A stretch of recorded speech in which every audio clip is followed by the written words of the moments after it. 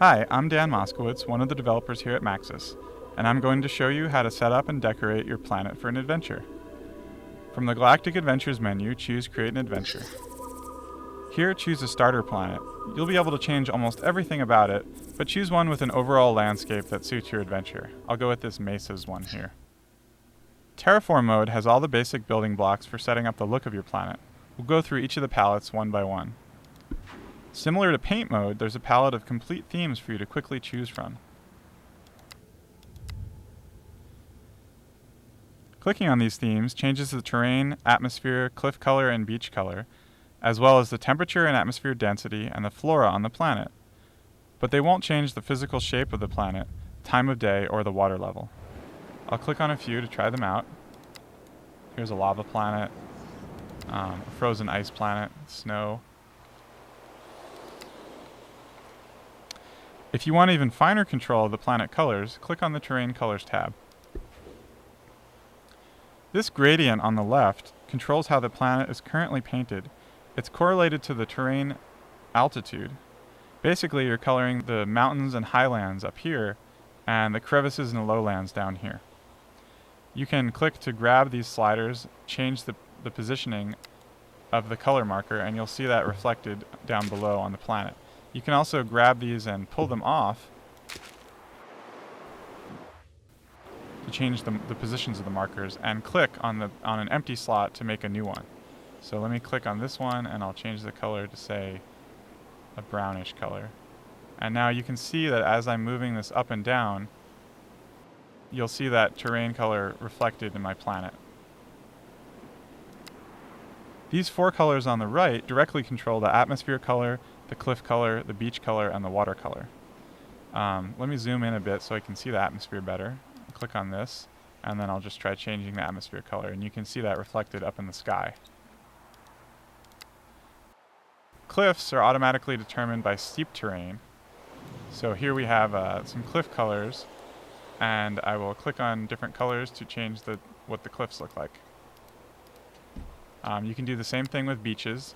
Beaches are automatically determined by shallow terrain near the waterline, and they can have a pretty drastic effect on the look.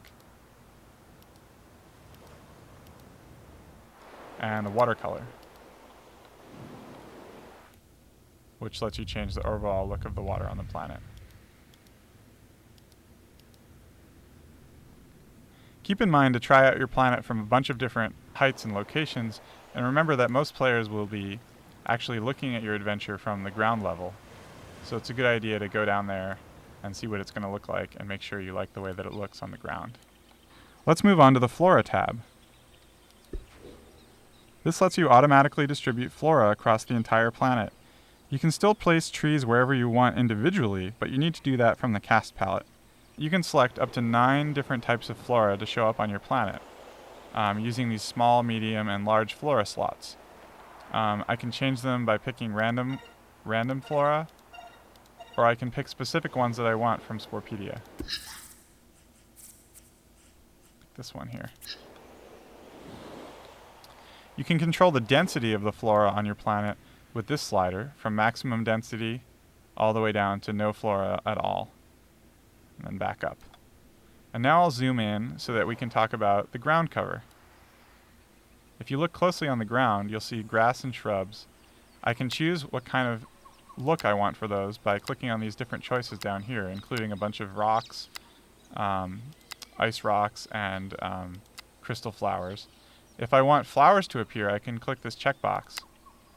Notice that the color of the flowers is chosen automatically to complement your terrain color. Let's move on to the weather palette.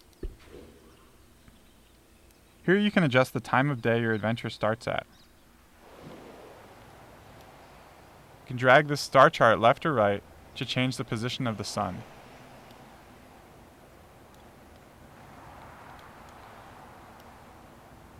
Normally, while your adventure is running, time will pass, but if you want the sun to stay in a fixed position while the adventure is running, you can click this checkbox here. You can adjust the density of the atmosphere by using this slider. all the way up to maximum density or a vacuum of space. Notice that at the extremes, I'll have hazards like a meteor shower at the vacuum and lightning at the high density level. You can also change the global temperature right here with this slider, which will change the effects that you see in the sky, such as snow or lava dust, and at the extremes will freeze the water or change the water into lava. Notice that when the water is frozen, you can actually walk on it. Similarly, there's environmental hazards at the extremes, ice geysers at frozen temperatures, and fire jets at warm temperatures. If you don't want the player to encounter any of these hazards, you can click this hazards checkbox down here. This slider controls the global water level. You can slide it up or down to change the water height, and notice that beaches are automatically generated at the shallow terrain near the water's edge and take on the beach color that we set previously.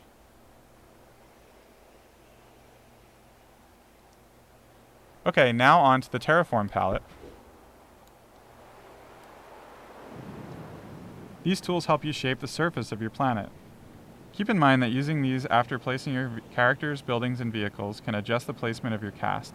It's a good idea to do your terrain sculpting first, and then start placing buildings, vehicles, and creatures after.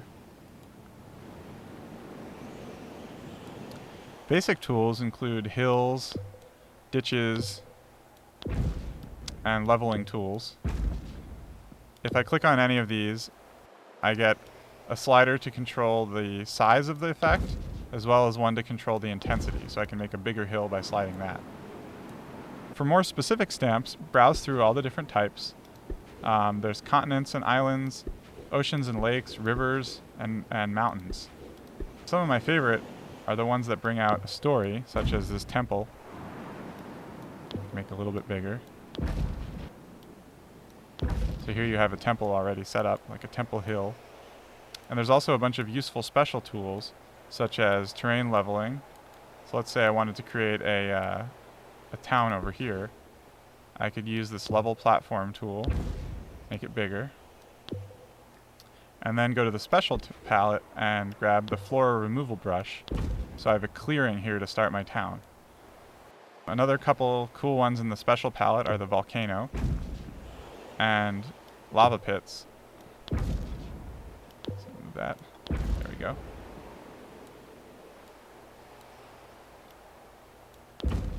And these lava pits will actually do damage to characters if they walk on them.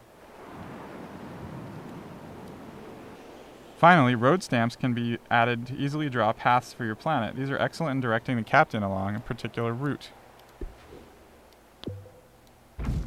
There's a bunch of different roads, curved roads, and also roads at all different levels of technology. So more space-looking roads and more